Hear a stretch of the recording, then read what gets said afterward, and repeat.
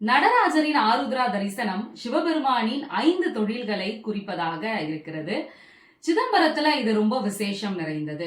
திருமால் பார்க்கடல்ல பள்ளி கொண்டிருக்கிறார்.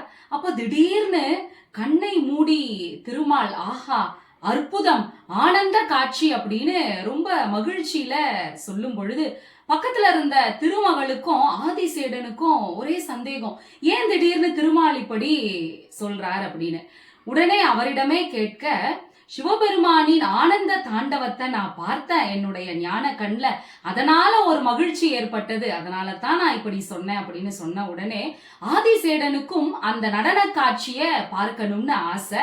அவருடைய எண்ணத்தை புரிந்து கொண்ட திருமால் அந்த நடன காட்சியை பார்க்கணும்னா பூலோகத்துல அவதாரம் பண்ணணும் அப்படின்னு சொல்ல, பதஞ்சலி முனிவராக ஆதிசேடன் பூலோகத்துல அவதாரம் செய்கிறார்.